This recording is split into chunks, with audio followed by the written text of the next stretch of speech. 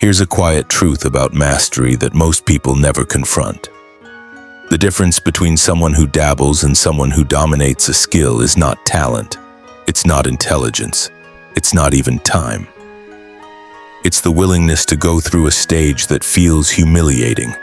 You've seen it before. Someone learns guitar in a year while others struggle for 5. Someone picks up coding and builds real projects in months. Someone launches a business and scales it while others are still researching. And the default explanation is always the same. They're gifted. That word is comforting, because if mastery is a gift, then you're off the hook. If they were born different, you don't have to question your process. But here's the uncomfortable reality. Most people never move beyond beginner level because they refuse to learn like beginners.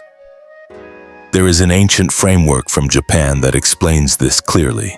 It shaped warriors, artisans, and masters for centuries. It wasn't based on motivation or creativity. It was based on structure. It's called Shuhari. 3 stages, 1 path. Miss the first stage and you stay average forever. Before we go deeper, subscribe if you want content that actually challenges how you think. And as you listen, ask yourself, what skill would change your life if you truly mastered it? Now let's talk about why you probably haven't. In feudal Japan, apprenticeship was not casual. A young student didn't show up asking for shortcuts. He didn't demand to add his own style. He didn't skip fundamentals because they were boring. He submitted to the process. There's a story about a young man named Yamato. He wasn't born into privilege. He wasn't from a samurai family, but he wanted to become one more than anything. So he did what modern learners do. He started alone. He watched. He imitated what he saw from a distance. He read about famous battles. He memorized techniques. He studied philosophy. He trained every morning before sunrise, and after 6 months, he was no better. After a year, he was frustrated. Because knowledge wasn't translating into skill. That's where most people quit. They say, maybe this isn't for me. But here's what was actually happening. Yamato wasn't training. He was rehearsing mistakes, without correction, without structure, without a master. One afternoon, while practicing in a clearing, an older samurai stopped him. Your feet are wrong. Your posture is wrong. Your breathing is wrong. That sentence contains more truth than most online courses. The problem wasn't effort, it was fundamentals. The samurai asked him how long he had trained. 1 year. And what improved? Silence. The older warrior gave him a lesson that applies to anything today. You think you're building skill. You're cementing mistakes. That's the trap of modern self-learning. You repeat errors confidently. You reinforce flawed technique. You feel productive while getting nowhere. The samurai introduced Yamato to Shuhari. Shu-ha-ri. And the first stage is the one your ego hates. Shu means obey. In this stage, you do not innovate. You do not improvise. You do not question. You copy exactly. Exact stance, exact timing, exact breathing, exact repetition. When Yamato began Shu, he didn't practice flashy sword techniques. He practiced standing correctly, breathing correctly, moving a few centimeters correctly for weeks. No variety, no excitement, just repetition. This is where 90% of people quit any skill. Because Shu feels slow. It feels rigid. It feels like you're suppressing creativity. But here's what's really happening. You are installing the operating system. Neuroscience backs this up. When you repeat a movement or process correctly hundreds of times, the brain begins automating it. It migrates from conscious effort to subconscious execution. But only if the repetitions are consistent. Change the movement too early and the pattern never locks in. That's why jumping from tutorial to tutorial keeps you average. You never stay long enough in one structure to internalize it. Yamato stayed. He practiced a single strike 1,000 times a day. not about 1,000 exactly as shown. On the fourth day of that drill, something shifted. His body executed the movement without thought. It felt automatic. That is the moment Shu begins working. But understand this clearly. Repetition is only powerful when it's precise. Practicing wrong 1,000 times doesn't make you skilled. It makes you confidently flawed. That's why guidance matters in Shu. In today's world, Shu looks like this. If you're learning guitar, you don't start writing songs. You copy existing ones note for note. If you're learning programming, you don't immediately build original apps. You replicate existing code line by line. If you're building a business, you don't reinvent the model. You follow one proven structure exactly. Not because you lack originality, because originality without foundation collapses. Here's the uncomfortable truth.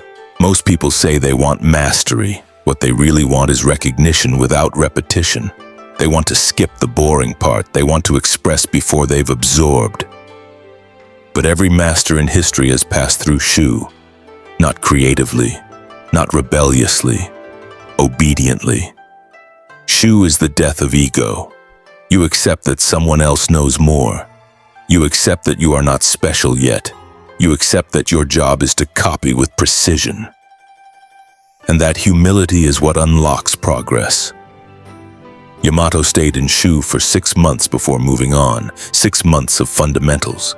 6 months of disciplined imitation, and by the end of it, he only knew 12 techniques.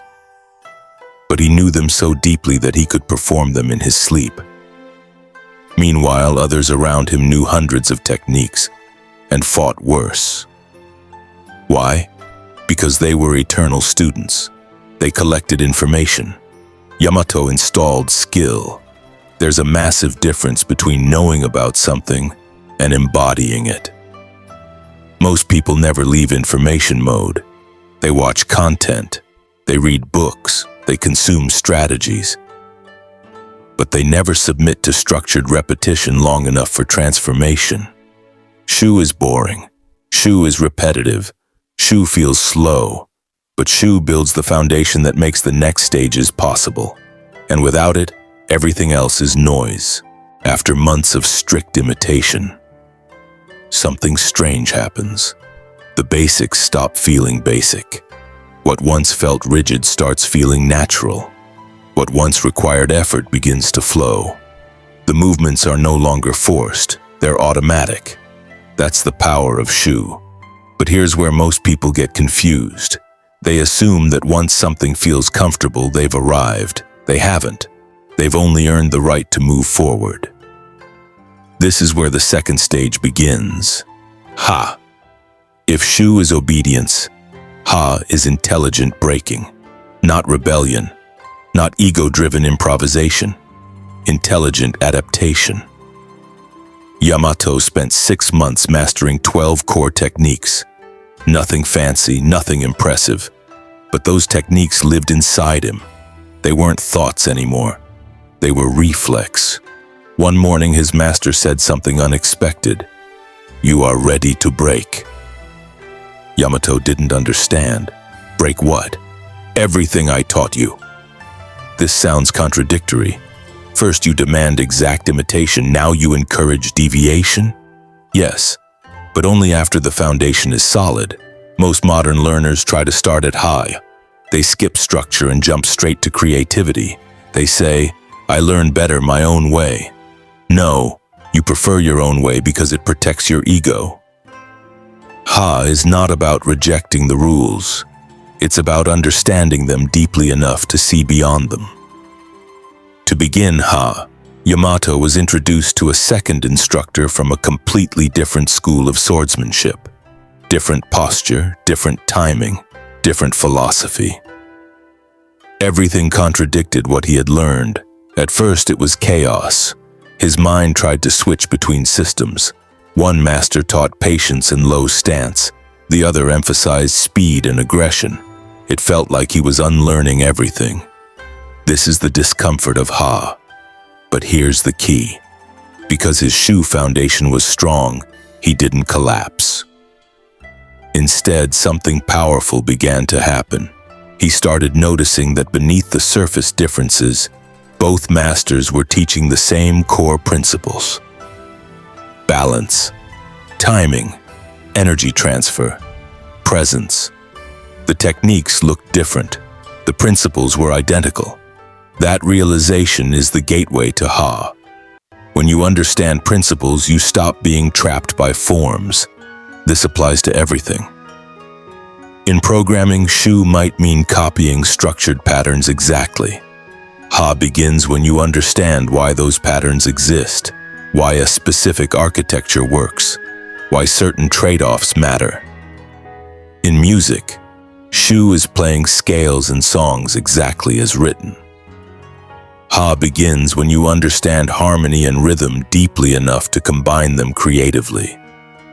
In business, Shu is replicating proven models. Ha is understanding the underlying drivers, supply and demand, customer psychology, leverage, so you can adapt to new markets. Here's the mistake people make. They think adaptation is innovation. It isn't. True Ha is disciplined creativity built on structure. Rebellion without foundation produces mediocrity, but disciplined experimentation produces evolution. After a year in Ha, Yamato was no longer a copy of either master. He could combine their approaches fluidly. One day during sparring, he blocked using one school's stance and countered using the other's explosive movement. It wasn't planned. It wasn't strategic. It simply fit the moment. Both masters saw it instantly. Ha was complete, but then came a warning. "This is where most people stop," his master said. "Because Ha feels impressive. You can adapt, you can innovate, you can mix styles, you look advanced. But Ha is still a stage. You are still thinking, still choosing between options, still aware of techniques. You're skilled, but you're not transcendent." In modern life, this is where many professionals plateau. They're no longer beginners. They're competent, creative, flexible, but they're not extraordinary because they haven't reached the third stage. Before we get there, you need to understand something critical. The modern world encourages premature high. Social media celebrates originality. It glorifies doing it your way. It rewards visible uniqueness over invisible fundamentals. But originality without structure is noise. And the reason so many people stay average is not because they lack ideas. It's because they never endured Shu long enough to earn Ha. Let's be direct. If you've started and stopped multiple skills, it's likely because you never committed to structured imitation long enough. You got bored. You wanted faster progress. You told yourself it wasn't aligned. That's ego. Shu demands humility. Ha demands patience. Both demand time. Researchers studying expertise consistently find a pattern. High performers across domains, music, athletics, coding, business, go through extended periods of strict imitation before creative expansion. Not weeks, years. Even so-called prodigies don't skip the sequence. They just move through it faster, but they still obey it. The order never changes. Foundation, adaptation, transcendence. If you try to innovate without mastering fundamentals, you create shallow variation. If you stay in imitation forever, you become rigid and derivative. Ha is the bridge. It's where understanding replaces memorization, where principles replace patterns, where creativity becomes structured instead of chaotic. But even Ha has limits. Because as long as you're choosing between techniques consciously, you're still thinking. And thinking, under pressure, is slow. When skill becomes you, there is a stage beyond copying. There is a stage beyond adapting. It is quiet, invisible, rare, and almost no one reaches it. This final stage is called Re. If Shu is obedience and Ha is intelligent breaking, Re is transcendence. It is the moment when you are no longer performing a skill. The skill is expressing itself through you. That sounds abstract. It isn't. It's neurological. When beginners perform, their conscious mind is overloaded. Every movement is deliberate. Every decision is slow. They think through each step. When someone reaches deep mastery, brain activity shifts. The prefrontal cortex, the part responsible for conscious decision-making, quiets down. Older automatic systems take over. The expert doesn't calculate. They respond. That is Ri. Yamato trained for years in Shu and Ha. By this point, he could combine styles fluidly. He could adapt. He could innovate. But he was still choosing, still thinking, still selecting from options. Then his master changed the training again. No more instruction, no more new techniques, just combat, every day. Different opponents, different conditions, no analysis afterward, no explanations, just immersion. At first, Yamato's mind kept interfering. Use the low stance. Switch to the aggressive form. Block, then counter. He was still narrating his actions internally. That narration is the barrier between skill and mastery. Over time, something dissolved. The labels faded, techniques lost their names. Instead of thinking, "Now I use this move," his body simply moved. Then one day, during an intense sparring session against multiple opponents, it happened. There was no internal dialogue, no selection, no hesitation. He didn't remember deciding anything. He just flowed. When it ended, he was standing. They were not, and he could not explain how. His master nodded once. "You finally stopped fighting." That sentence matters. As long as you are consciously fighting, you are limited. When you stop fighting and start responding, you enter Ri. In modern terms, this is what elite performers call flow state. But flow is not magic. It is earned, and it cannot be forced. Ri cannot be hacked. It cannot be shortcut. It emerges from years of structured repetition and intelligent adaptation. Now here's the critical part. Most people never reach Ri because they never stay in one discipline long enough. They change paths when progress slows. They quit when boredom hits. They jump when ego gets uncomfortable. Ri requires long-term commitment to a single domain. Let's bring this out of feudal Japan and into your life. If you want to master guitar, Shu is copying songs exactly. Ha is combining styles and understanding music theory. Ri is picking up the instrument and expressing something you've never heard before without consciously trying. If you want to master programming, Shu is copying clean code patterns. Ha is understanding architectural principles and adapting them. Ri is seeing a problem and writing elegant solutions almost instinctively. If you want to master business, Shu is replicating proven systems. Ha is adapting models to new environments. Ri is sensing opportunity before others see it, responding intuitively to market shifts. But here's the brutal truth. You don't get to Ri if you chase novelty. You don't get to Ri if you constantly pivot. You don't get to Ri if you refuse boredom. The modern world is designed to keep you in perpetual Shu without completion. You start learning. You get basic. You feel competent. Then you get distracted. New skill, new app, new opportunity, new shortcut. 5 years later, you're intermediate at 5 things and master of none. Shuhari is not just about learning a skill. It's about shaping your character. Shu demands humility. Ha demands patience. Ri demands surrender. Surrender of ego. Surrender of the need to be impressive. Surrender of the need for constant validation. That's why only a fraction of people reach it. They don't lack intelligence. They lack endurance. Yamato lived into old age. Students came asking how many techniques he knew. He would answer, "None and all." That confused them. They wanted numbers, lists, systems. But mastery is not about accumulating techniques. It's about dissolving them. At Ri, you are not choosing between memorized options. You are responding to the moment without friction. That is freedom. And here's something almost no one tells you. When you reach Ri, you return to Shu. But differently. The basics become deeper. You revisit fundamentals with new awareness. Mastery is not a finish line. It's a loop. Now let's bring this back to you directly. You say you want to master something. Be honest. Have you chosen one skill? Just one? Or are you entertaining 5? Have you committed to one teacher or system? Or are you sampling from 10? Have you endured structured repetition long enough to internalize fundamentals? Or are you chasing creative expression too early? This isn't about motivation.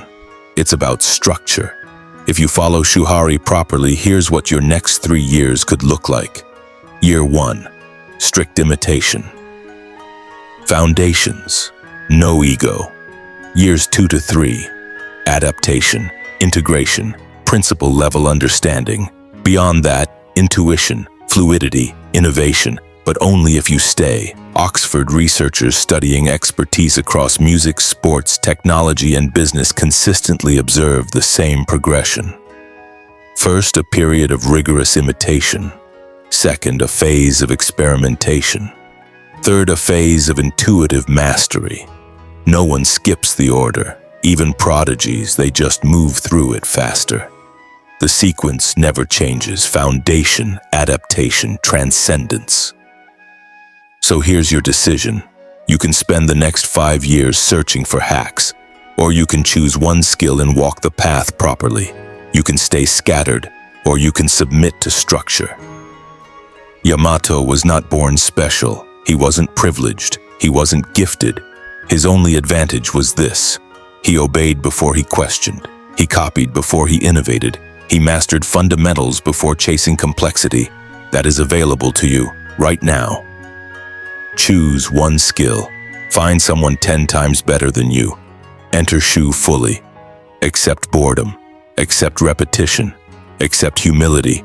Then stay long enough to earn Ha, and stay longer still to glimpse Ri. Mastery is not mysterious. It is sequential. The system works. The only variable is whether you will follow it. So ask yourself one final question. Are you willing to be a beginner long enough to stop being one? Because the path is clear: Shu, Ha, Ri. The difference between average and exceptional is not talent.